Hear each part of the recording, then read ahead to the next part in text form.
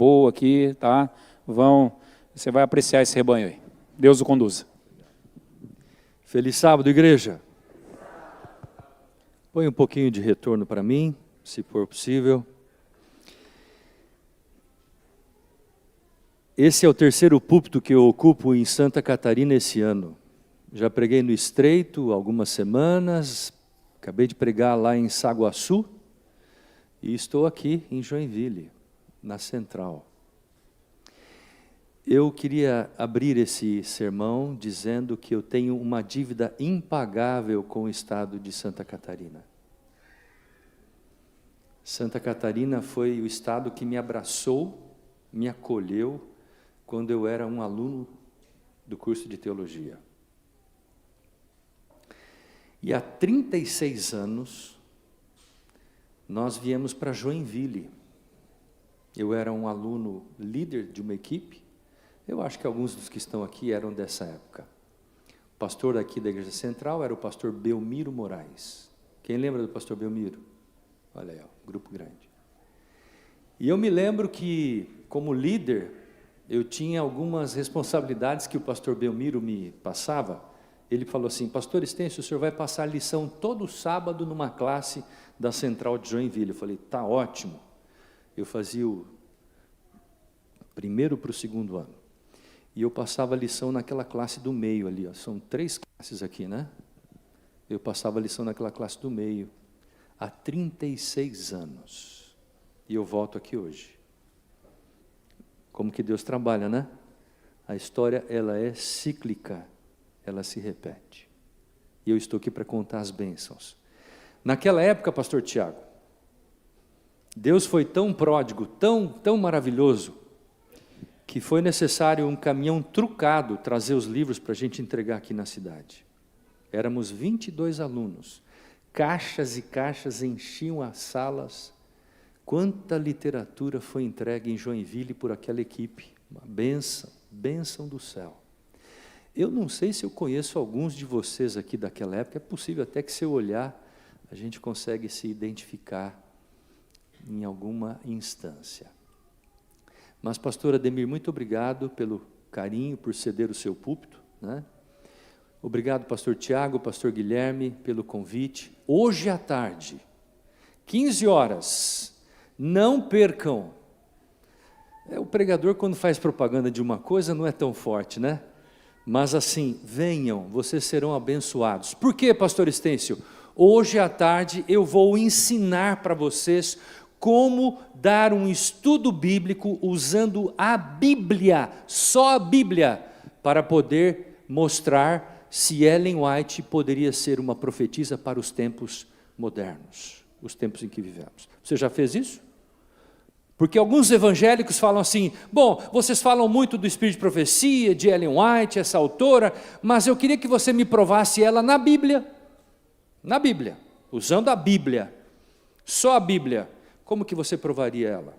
Então, à tarde, vocês vão continuar sendo alunos do Sermão da Manhã, hoje à tarde, né? 15 horas vamos estar aqui, já existem 200 e poucos inscritos, traga a sua família, nós vamos ter aqui momento de música, de adoração, nós vamos cantar juntos, vamos louvar a Deus cantando sobre a volta de Jesus, como vocês acabaram de fazer, reaquecendo a nossa fé, a nossa esperança.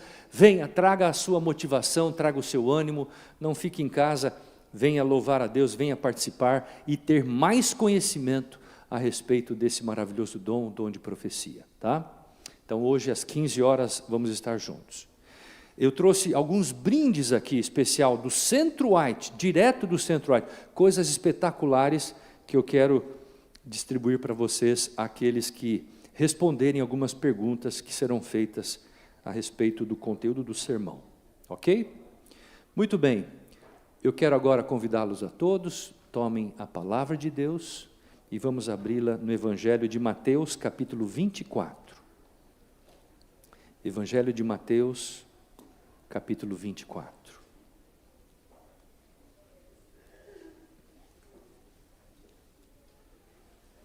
A partir do versículo 3, deixe a sua Bíblia aberta ao longo do sermão. Mateus 24, verso 3, e com a palavra de Deus aberta, feche seus olhos e vamos orar. Deus eterno, aqui estamos em Tua maravilhosa presença. Nós já cantamos, oramos, devolvemos os dízimos, e agora a Tua palavra está aberta diante de nós. Nós queremos ouvir a Tua voz, queremos receber a iluminação do Teu Espírito, para que Ele nos dê entendimento, para compreendermos a mensagem desta manhã. Abra o nosso coração e não permita que esta mensagem se perca dentro de nós, mas que seja assimilada e vivida por cada um. Pois assim nós oramos, humildemente agradecidos, em nome do Senhor Jesus. Amém. Verso 3, a palavra nos diz: no Monte das Oliveiras, achava-se Jesus assentado quando se aproximaram dele os discípulos. Em particular, lhe pediram: dize-nos, quando sucederão essas coisas? E que sinal haverá da tua vinda e da consumação do século? E ele lhes respondeu: vede, que ninguém vos engane, porque virão muitos em meu nome, dizendo eu sou o Cristo, e enganarão a muitos. E certamente ouvireis falar de guerras, rumores de guerras. Vede, não vos assusteis, porque é necessário assim acontecer, mas ainda não é o fim. Porquanto se levantará nação contra nação, reino contra reino, haverá fomes, terremotos em vários lugares. Porém, tudo isto é o princípio das dores. Verso 9: então sereis atribulados, vos matarão, sereis odiados de todas as nações por causa do meu nome, disse Jesus. Nesse tempo, muitos hão de se escandalizar, trair e odiar uns aos outros. Levantar-se-ão muitos falsos profetas e enganarão a muitos. Verso 12: e por se multiplicar a iniquidade, o amor se esfriará de quase todos. Verso 13: aquele, porém, que perseverar até o fim, esse será salvo. Esse será salvo. Por ocasião da despedida de Cristo de seus discípulos, uma angústia começa a tomar conta do coração deles. Estavam agora preocupados com a separação, a despedida de Jesus. Não podiam imaginar esta cena, Jesus longe deles. Passaram 3 anos e meio aos pés do Mestre Jesus. Havia profunda intimidade entre discípulos e Mestre. Quando Jesus Cristo começa a falar que Ele iria para o céu, Ele voltaria para o Pai, os discípulos não conseguem entender as palavras do Mestre. E no coração deles agora começa a surgir uma certa inquietação, dúvidas, incertezas, preocupações. Por quê, pastor? Porque eles não queriam perder a companhia de Jesus. Jesus, inclusive, falou que muitos seriam odiados, muitos seriam mortos, atribulados, perseguidos. Os discípulos não queriam passar por essa experiência. E disse: mestre, o senhor não pode ir embora, mestre. Mas Jesus confirmou isso várias e várias vezes no final do seu ministério. Mas quando os discípulos já não tinham mais o que falar, o que fazer, eles então vêm com a pergunta que o texto que lemos levanta: mestre, se o senhor vai embora, dize-nos quando sucederão essas coisas? E quando sucederão o tempo em que o Senhor vai voltar para nos buscar? E Jesus começa a dar alguns sinais para eles. Sinais que norteiam o caminho da nossa jornada. e que também traze-nos alguns pilares para nos darem orientação quanto à nossa jornada e à nossa caminhada.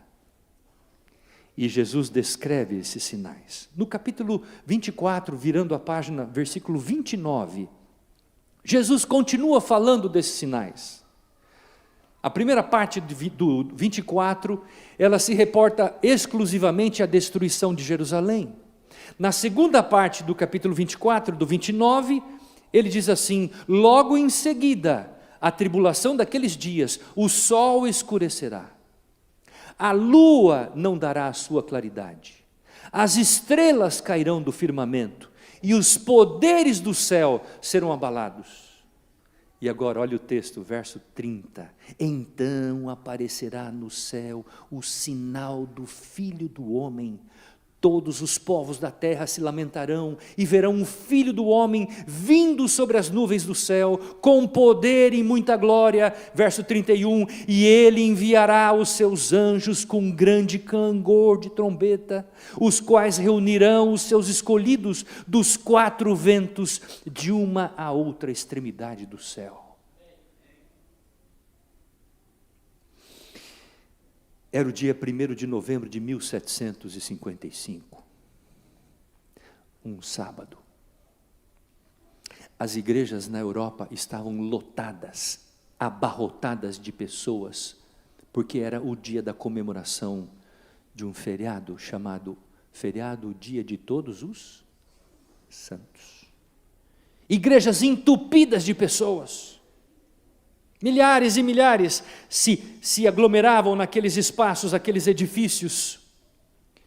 Por volta das 9h40 da manhã daquele sábado, um grande cisma ocorre no meio do Oceano Pacífico, a cerca de 200 quilômetros de Lisboa. E aquele tremor gera um tremendo estrago, que se projeta em direção à cidade de Lisboa, causando destruição, morte, desespero. Em fração de minutos, milhares e milhares de pessoas perderam a sua vida, soterradas pelos escombros das paredes daquelas igrejas.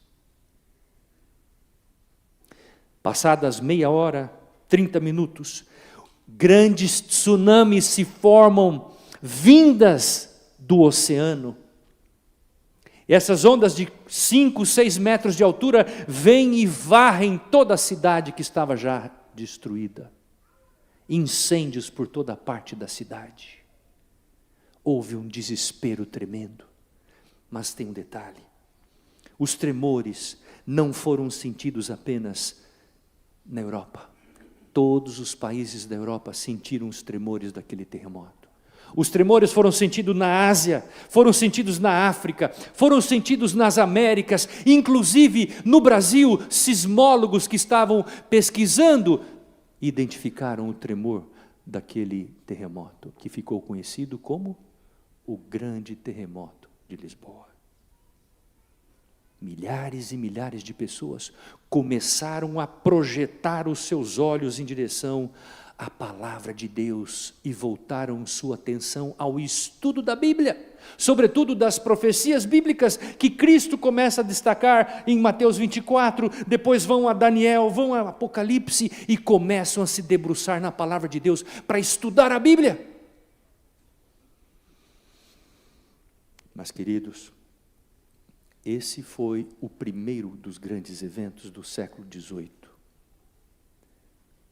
Passados mais alguns anos, em 1776, houve a proclamação da independência dos Estados Unidos da América no dia 4 de julho.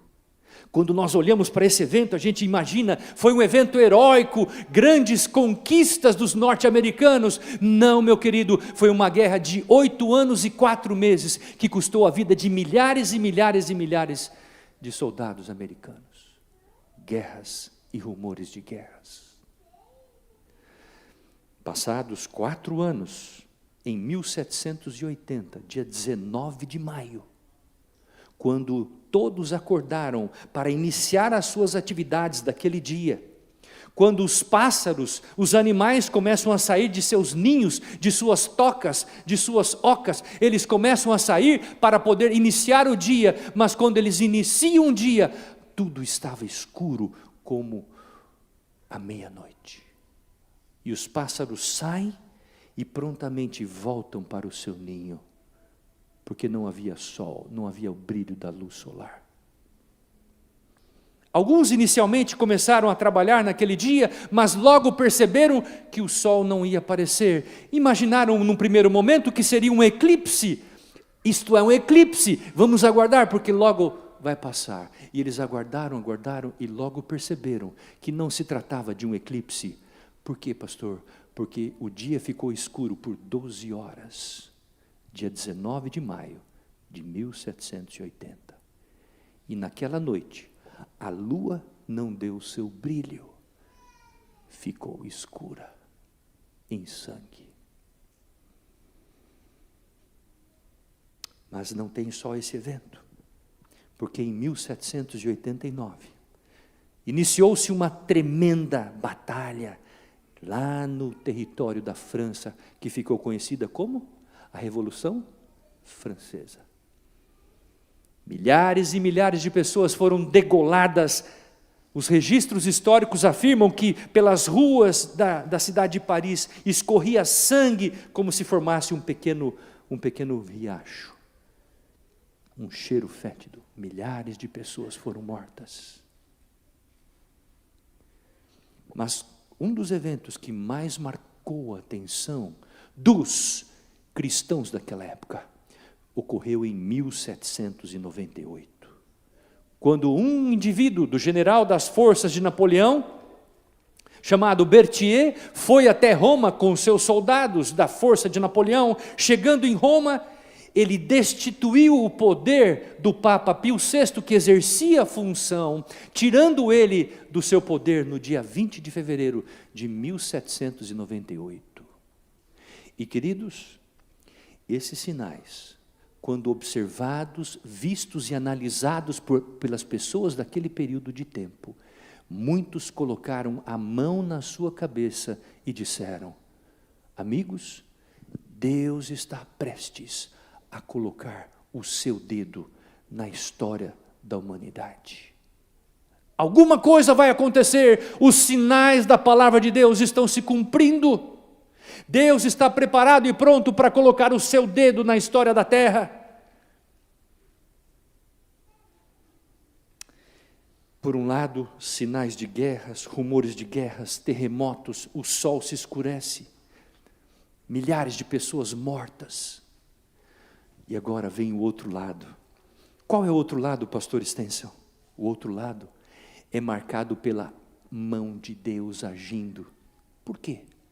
Porque se os sinais estão indicando isto, alguma coisa precisava ser feita em relação ao mundo. Os cristãos precisavam se mexer, eles precisavam se munir das armas divinas para poder anunciar a volta do Senhor Jesus dentro do cumprimento desses sinais. E então, final do século XIX, 18 melhor, surgem as primeiras sociedades missionárias. Quem são as sociedades missionárias? São jovens que se alistam, vão à sociedade e dizem: eu quero ser um missionário, me manda para qualquer lugar do mundo, porque eu vou pregar o evangelho aonde Deus me mandar. E eles chegavam na sociedade, eles tinham um treinamento, preparavam-se e diziam: você vai para a Índia, você vai para a China, você vai para o Japão, você vai para a Mongólia, você vai para o Brasil. E aqueles homens jovens, algumas crianças, adolescentes, se alistavam, iam para sociedades missionárias para pregar o evangelho. Mas havia um problema, um desafio. Qual era esse desafio, pastor? Jesus Cristo disse que o evangelho deveria ser pregado a todo o mundo. Não havia Bíblias traduzidas para poder pregar o evangelho a todas as línguas. Não havia. Havia algumas traduções, o alemão, o inglês, o português, o francês, o holandês, mas não havia Bíblias para todas as línguas. E então surge o quê? As sociedades bíblicas, no início do século XIX, 1803, Sociedade Bíblica de Londres. E eles começam a traduzir Bíblias em várias e várias línguas. Por quê, pastor? Porque era necessário traduzir a Bíblia para pregar o Evangelho na língua materna daqueles povos, para que eles compreendessem a graça, o amor e a misericórdia de Cristo Jesus. E agora aqueles missionários com Bíblias na mão, saíam navios com caixas de Bíblias e levavam essas Bíblias para pregar o Evangelho. Faz questão de um mês, eu participei de um fórum na Sociedade Bíblica Brasileira, lá em São Paulo.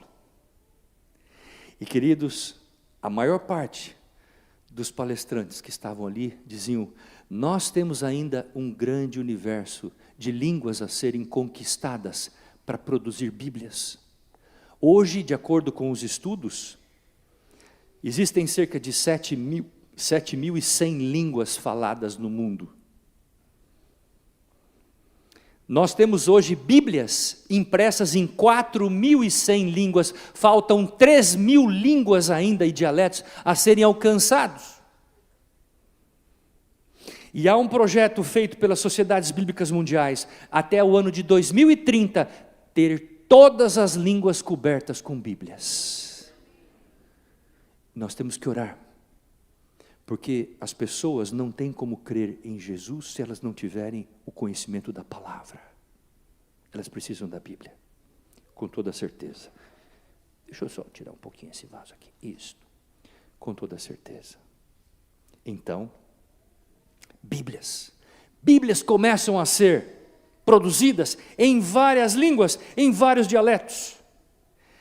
Mas agora tem um detalhe fundamental em todo esse processo. Quando eles olham, quando eles percebem que esses sinais estavam se cumprindo, vários estudiosos da palavra de Deus começam a se debruçar sobre as páginas de 2 importantes livros da Bíblia. Quais são eles, pastor? Daniel e Apocalipse. Pastor Estêncio, quantas pessoas começaram a estudar esses livros? Mais de 80 pessoas. Em que lugares da terra, pastor, eles começaram a estudar a Bíblia? Em todos os quadrantes da terra, em todos os continentes, Ásia, Oceania, África, Europa, Américas. E eles chegaram a uma conclusão, muitos deles chegaram a uma conclusão, de que Jesus Cristo estava voltando, quando eles estudaram uma profecia de Daniel 8,14, que diz o quê? Até, vamos falar juntos? Até 2000 e tardes e manhãs do santuário. Pastor Estêncio, o que significa Daniel 8,14 para a igreja adventista? Eu costumo dizer que Daniel 8,14 é a certidão de nascimento da igreja adventista do 7º dia. Você sabia disso? Você tem uma certidão de nascimento? Eu também tenho. A nossa igreja tem uma certidão de nascimento. Daniel 8,14, Apocalipse 3, 14 a 22. A última igreja da profecia bíblica, Laodiceia. Essa é a nossa certidão. Quando eles começaram a estudar, tentar entender o significado dessa profecia bíblica, eles se debruçaram, e aí tem um detalhe, eles escreviam, se correspondiam entre si, para poder então entender e ajustar os dados, e as datas foram sendo delimitadas. Pastor, qual foi a data mais característica desse grupo de estudiosos? Eles criam que Jesus Cristo voltaria ao redor de 1843, 1844. Guilherme Miller, por exemplo, ele cria que Jesus voltaria na primavera de 1843. Essa foi a data que ele chegou nos seus estudos. Mas depois um homem chamado Samuel Snow, quem respondeu? Vai ganhar um presente depois, me procure. Samuel Snow disse, será no dia 22 de outubro, Guilherme, de 1844. E queridos, aquele homem começou a pregar. Mas eu queria dizer uma coisa para vocês. Pastor Estêncio, foi só Guilherme Miller que pregou essa mensagem? A resposta é: não. De acordo com o Dr. Leroy Edwin Fromm, várias dezenas de pessoas pregaram a mesma mensagem de Miller ao redor da terra. Essa mensagem foi pregada na Oceania, foi pregada no Japão, foi pregada na Ásia, foi pregada nas Américas, na África. Pastor Estêncio, esta mensagem foi pregada no Brasil, foi pregada na América do Sul? Foi. Quem pregou a mensagem de Daniel 8,14 na América do Sul? Alguém sabe?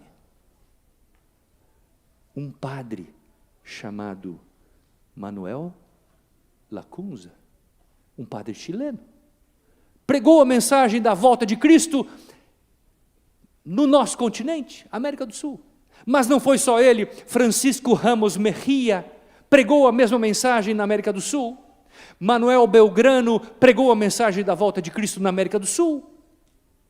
A pergunta é: por quê, pastor? Porque Deus queria salvar a todos, Deus queria alertar a todos que uma das mais importantes profecias da Bíblia estava por se cumprir. Daniel 8,14. E eles pregaram. Mas eu quero destacar uma coisa aqui para vocês de forma bem clara. Olhem para mim aqui, para vocês entenderem isso. Guilherme Miller era filho de uma família de 16 irmãos. Ele era o mais velho, tinha 16 irmãos. Na verdade, 16 com ele. E ele, um homem muito culto, leitor, por onde ele passava, ele ia numa biblioteca pública, ele pegava livros e começava a ler os livros, e ele lia até esgotar o conhecimento daquela obra, e ele se tornou uma pessoa influente. Chamaram ele para exercer cargos e funções importantes na sua cidade, nas suas vilas onde ele vivia. E em 1812, estourou uma guerra, chamada a Batalha de Plattsburgh, que foi uma das batalhas mais cruéis, lutadas por americanos contra os ingleses. E nessa batalha, Guilherme Miller foi chamado para ser um capitão do exército americano, para lutar contra as forças britânicas. E Miller disse: eu vou. E ele foi. Quem que Miller levou na batalha consigo? Todos os seus amigos de cidade. Seu pai, sua irmã, levou amigos. E eles iam como? Tinha uniforme? Eles iam com a roupa do corpo, com as armas que tinham disponíveis para eles lutarem. E ele foi. Quando chegou nas trincheiras, do outro lado estava o exército inimigo. Pastor, quem que era que lutou contra Miller e seu exército? O exército que havia recém vencido Napoleão Bonaparte na batalha de Waterloo, na Bélgica. Homens treinados, fortes, todos cheios de armamentos, homens cheios de seu uniforme bonitos, organizados. Miller, com a sua roupa, com o seu exército, seu pai, a sua irmã, disse: como que nós vamos vencer esse exército tremendo? E naquele dia, queridos, Miller, que havia abandonado as fileiras da igreja cristã, ele era um batista, ele teve um reencontro com Jesus, dentro daquelas trincheiras. Por quê, pastor? Porque em uma fração de 2 dias, ele perdeu o seu pai, perdeu a sua irmã nas trincheiras da batalha. E o que mais? Uma tremenda granada caiu a menos de 3 metros dele. Ele poderia ter morrido imediatamente. Deus segurou ele e não deixou que ele morresse. Aquilo foi um sinal de que a mão de Deus estava guiando a sua vida. Voltou para casa. Em 1816, foi convidado para ler um sermão na igreja do seu avô, que era o pastor. E enquanto ele estava lendo o sermão, versava sobre Provérbios 22:6. Ensina a criança no caminho que deve andar. Enquanto ele estava lendo o sermão, no meio do sermão, ele desabou em lágrimas. E naquele momento o Espírito Santo tocou e virou o seu coração de cabeça para baixo. A partir daquele dia, ele tomou a Bíblia, e ele estudou a Bíblia por 17 anos. 17 anos estudando texto por texto, do Gênesis ao Apocalipse. Ele não avançava nenhum texto sem que ele compreendesse o significado do texto, palavra por palavra, linha por linha, sílaba por sílaba. Ele avançava, comparando o texto. Ele tinha 2 ferramentas para estudar a Bíblia. Número 1, a própria Bíblia. Número 2, uma concordância de Cruden. Só isso, nada mais. E assim, ele estudou. E queridos, em 1818, ele chega à conclusão de que Jesus poderia voltar ao redor de 1843, 1844. Snow corrige a data e fala 22 de outubro, exatamente 22 de outubro. Agora, deixa eu refrescar a sua memória. Esse ano 2024, né? Se você fizer o cálculo matemático, quantos anos a gente relembra de 1844, esse ano? 180 anos. Aí vem uma outra pergunta. Que dia da semana foi o dia 22 de outubro de 1844? Que dia da semana foi? Quem falou? Uma terça-feira. Esse ano de 2024, que dia da semana foi 22 de outubro? Terça-feira. Exatamente esse ano se cumpriram 180 anos do cumprimento da profecia de Daniel 8,14. Exatamente esse ano. É uma data histórica essa, para a gente lembrar. É a certidão de nascimento da nossa igreja. Mas que significou isso, pastor? Jesus Cristo voltou à terra? Não. No dia 21 de outubro de 1844, todos os pregadores voltaram para suas casas, para aguardar a volta de Jesus. Todos eles voltaram. Queriam voltar a casa para poder aguardar o dia 22, na companhia de seus familiares, seus amigos, e assim voltaram. Quando amanheceu o dia 22, eles se abraçaram, se beijaram e disseram um para o outro: hoje é o nosso último dia na terra, porque em breve Jesus estará voltando nas nuvens dos céus. Hoje é o nosso último dia na terra. Se abraçaram, se beijaram. Alguns ficavam dentro da casa, outros iam para os bosques, outros iam para as alamedas, para as montanhas, porque eles queriam ver Jesus voltando. E quando deu 9 da manhã, 3 da tarde, 6 da tarde, 9 da noite, um virou para o outro e disse: amigos, Jesus não vai voltar hoje. Mas como que Jesus não vai voltar hoje? Vamos aguardar até meia-noite. E eles então aguardaram até meia-noite. E quando o relógio bateu meia-noite e Jesus não voltou, nós sabemos claramente a experiência que passou. Eis que eles enfrentaram o que nós conhecemos como grande desapontamento. Pastor, o que a gente pode entender desse ato, desse momento? Vocês não imaginam isso, o que foi ter passado pelo grande desapontamento. Miller começou a pregar em 1831. Ele pregou por 14 anos esta verdade. 13 para 14 anos. Pregou para mais de 100 mil pessoas ao vivo que vinham assisti-lo. Ele pregava às vezes 3 vezes por dia. Mas pastor, então, o que aconteceu em 1844? Eles estavam certos quanto a uma coisa e errados quanto a outra coisa. Eles estavam certos quanto a data, o cumprimento da profecia se cumpriu exatamente em 22 de outubro, mas estavam errados quanto ao evento da profecia. Pastor, então, o que aconteceu no dia 22 de outubro? Jesus se levanta do lugar santo, fecha a porta do lugar santo e abre a porta do lugar santíssimo, aonde ele entra para poder exercer o seu último ato no santuário celestial. Ele entra no lugar santíssimo para poder iniciar o juízo investigativo, aonde todos os nomes de cada um de nós e de todos os filhos criados por Deus na terra vão passar em juízo um dia.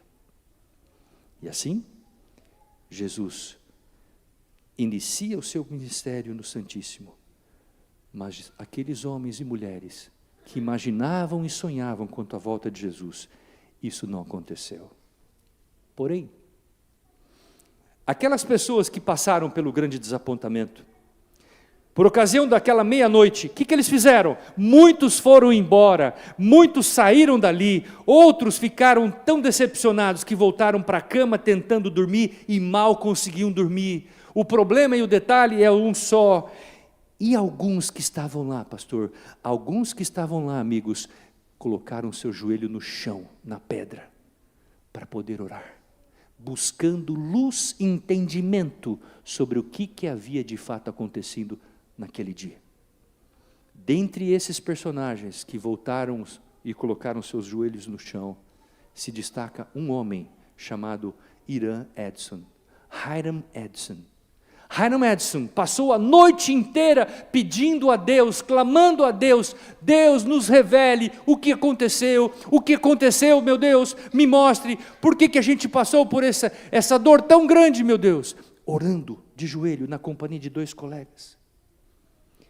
Na manhã do dia 23 de outubro, eles se levantaram do celeiro do seu pai, da casa, da fazenda do seu pai, e eles entraram indo para uma outra cidade, e ao passar por um milharal, ele teve um insight, uma pequena cena se levanta aos seus olhos, e ele vê Jesus Cristo saindo do lugar santo e andando em direção ao lugar santíssimo.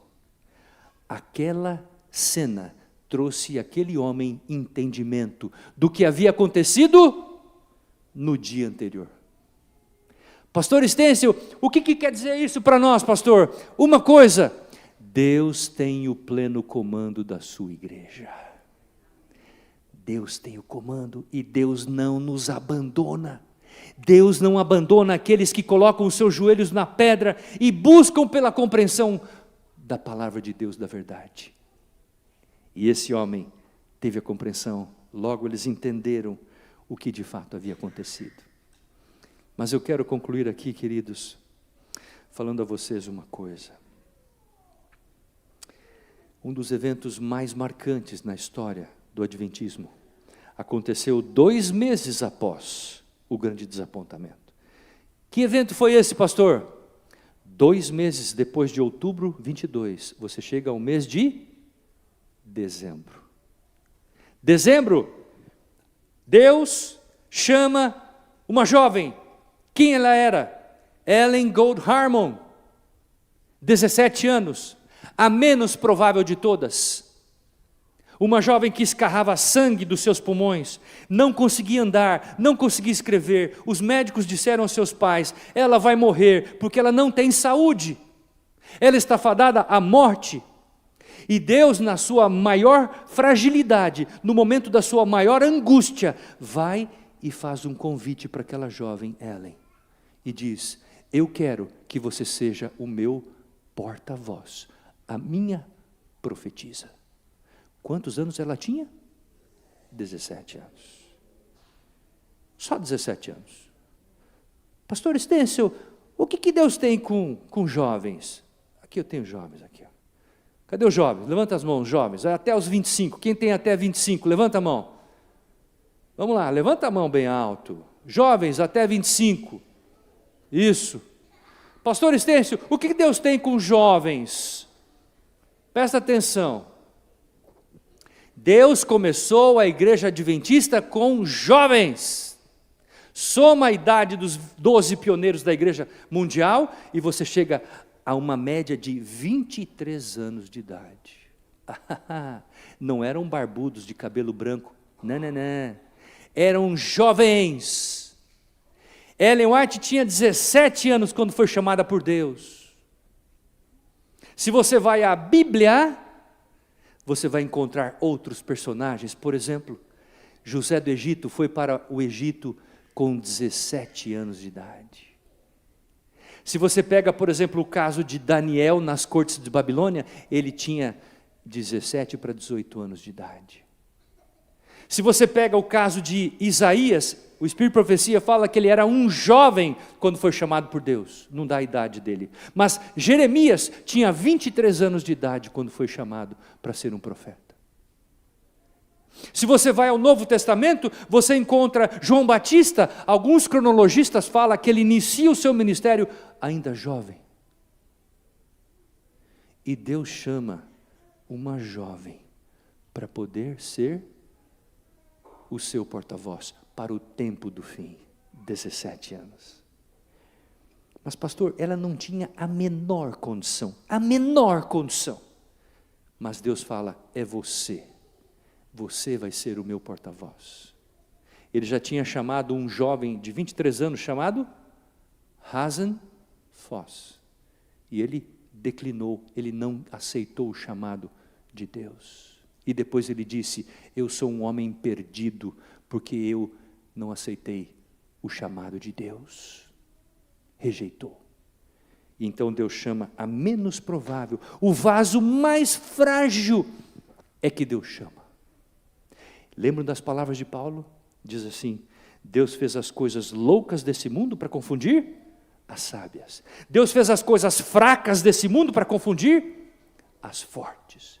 Deus fez as coisas desprezíveis desse mundo para confundir aquelas que não são desprezíveis, para que ninguém se glorie diante de Deus, para que ninguém se glorie. E aquela jovem, vou pedir que os colegas agora coloquem na tela, na primeira visão que ela teve, de acordo com os estudos, ela teve essa primeira visão na segunda quinzena de 1844.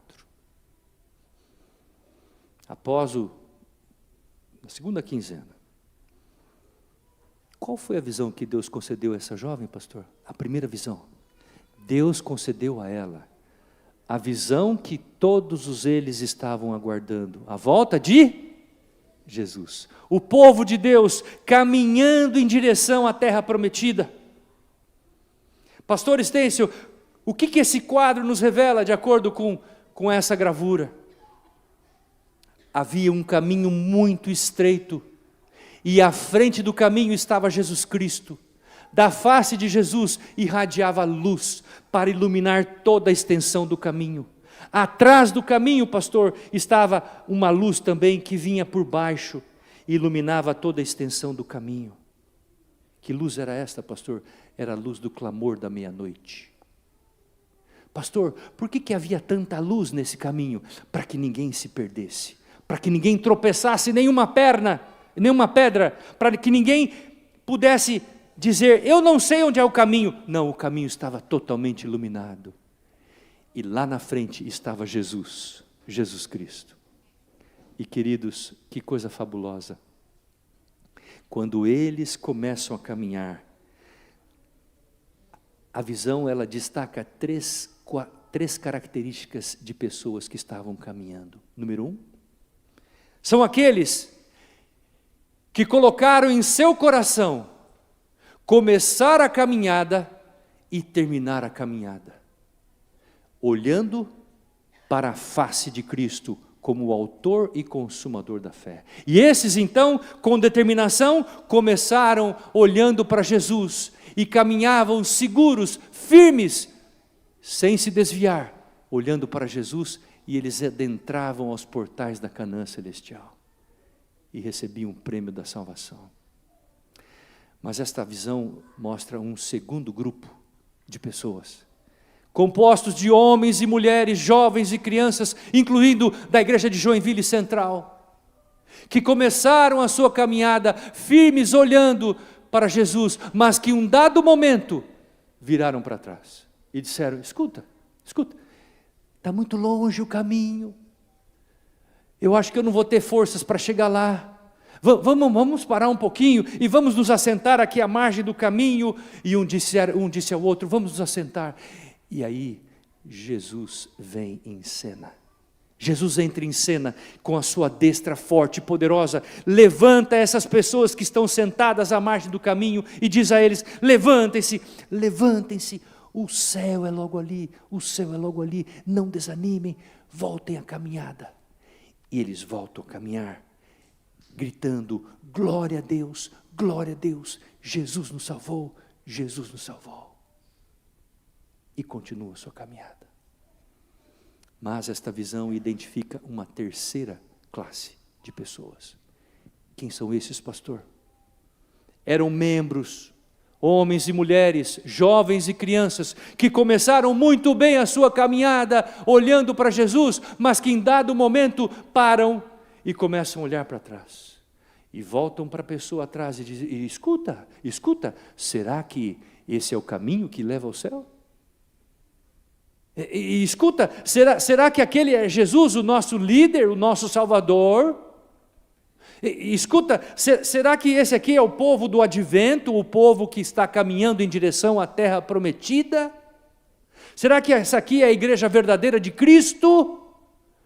E começam a levantar dúvidas em seu coração, a ponto de não mais haver espaço para a salvação. Dúvida.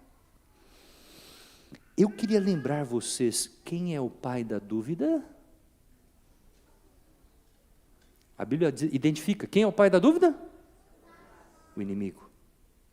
E esses homens, e mulheres, e jovens, se colocam à margem do caminho. E Jesus, passando por eles, vendo em seu coração que a dúvida havia tomado todo o espaço da sua vida, Jesus não tem como salvá-los mais. E dali, eles caem, se lançam abismo abaixo, para nunca mais serem salvos. Pastor Estêncio, eu estou na igreja há 10 anos, pastor.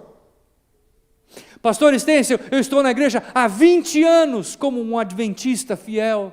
Vou à igreja aos sábados, aos domingos, às quartas-feiras. Eu participo dos ministérios da igreja, devolvo o dízimo. Pastor Estêncio, eu sou membro da igreja há 30, 40, 50 anos, pastor. Mas eu quero dizer a você uma coisa. A palavra de Deus diz, você pode ser um membro fiel, verdadeiro, estudioso da palavra, participante, mas a palavra de Deus está dizendo, Mateus 24, 13, aquele, porém, que perseverar até o fim, esse será salvo. Não adianta você andar 50 anos ao lado de Cristo, não adianta você andar 60 anos ao lado de Cristo e nos últimos metros da sua caminhada, você abandonar o caminho, como muitos têm feito hoje, porque seguem a igreja do YouTube, do Instagram, do Facebook. Deixaram de ler a palavra, deixaram de ler os testemunhos. Muitos são like maníacos, só dá joinha, o dia inteiro, rodando a tela do seu celular, gastando o tempo sagrado de Deus. E muitos estão colocando a sua salvação à margem do caminho. Pode chegar um momento de Jesus olhar para você e falar, não há mais o que fazer por essa alma. Ele já colocou no seu coração que ele vai seguir um outro caminho. E eu queria dizer uma coisa a vocês em nome de Jesus. A palavra de Deus nos diz isso. Não há salvação em nenhum outro nome pelo qual nós podemos ser salvos, exceto em Jesus. E eu quero dizer a vocês aqui, encerrando esta mensagem, não há um outro caminho que leva ao céu, a não ser o caminho que passa por Cristo. Você quer receber o prêmio da salvação e da vida eterna? Olhe para Jesus. Receba-o em sua vida. E eu quero dizer a você, não desista na sua caminhada, não desista. Você vai ser tentado, você vai passar por tribulações, você vai ser perseguido. Sua fé vai ser provada até as últimas instâncias, mas em nome de Jesus eu digo a você, não desista, porque a palavra de Deus diz assim, aquele porém que perseverar até o fim, esse será salvo. E eu queria encerrar esse momento cantando com vocês. Vamos cantar o cântico Não Desistir. Cristo vem logo. Não desistir, Ele virá. Se você tem esse cântico aí na tela, por favor, coloque Não desistir. Cristo vem logo. Não desistir, Ele virá. Eu quero que você se coloque em pé agora para nós cantarmos. Eu vou pedir que os meus ajudantes venham aqui, por favor.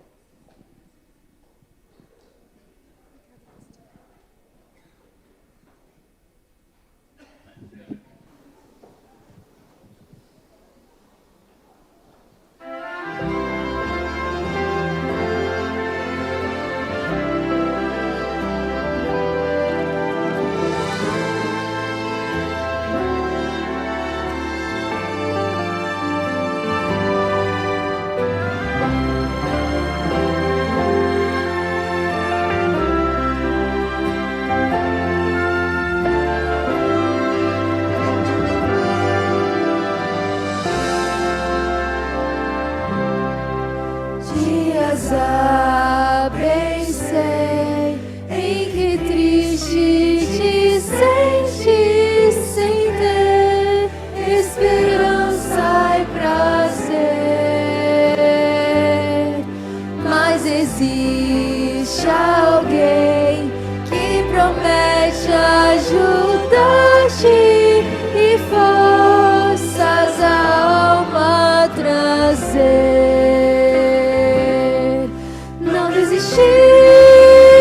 Cristo vem logo, breve aurora de raiar.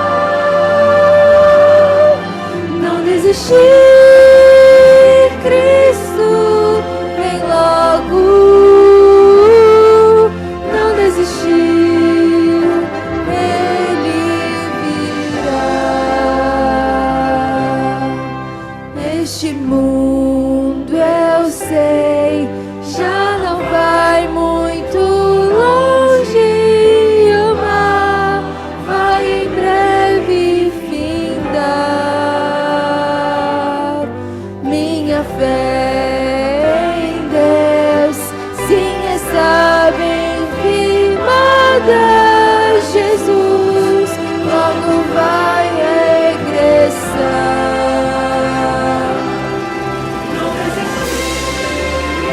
Cristo vem logo, breve aurora de raiar. Não resistir, Cristo vem logo, não desistir, Ele virá.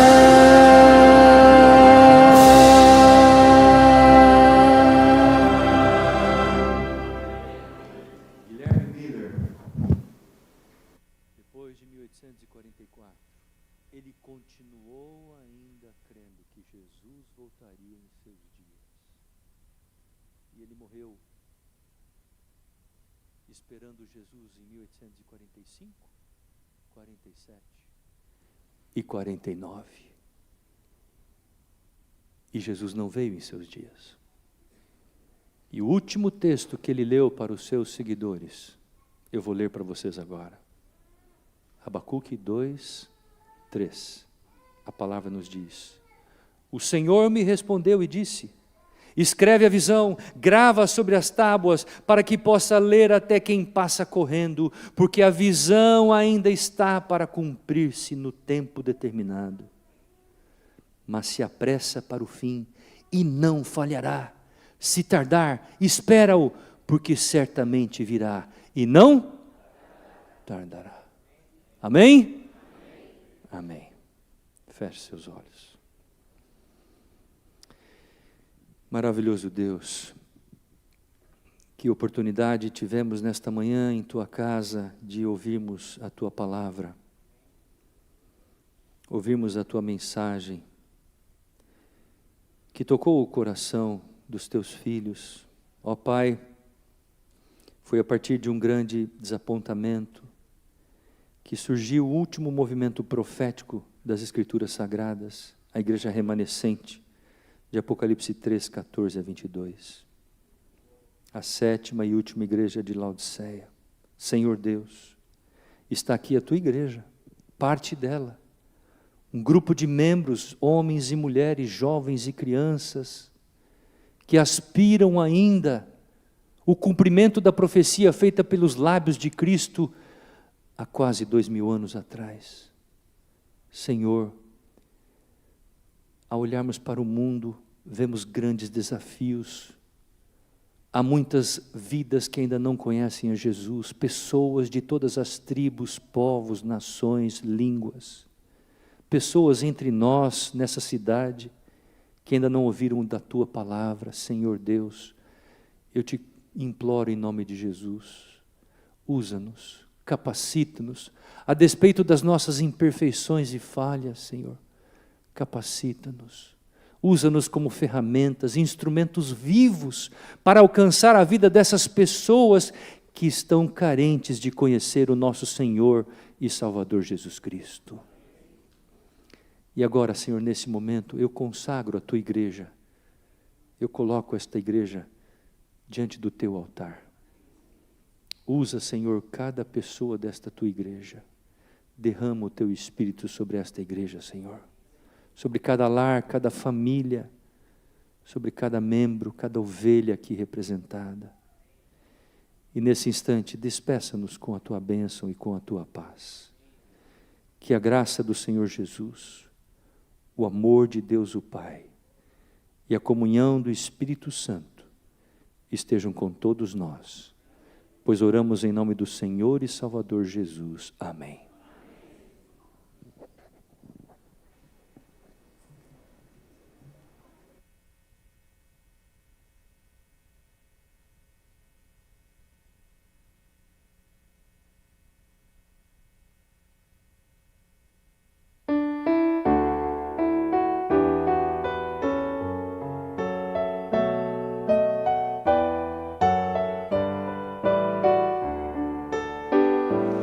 Ao sair deste santo lugar,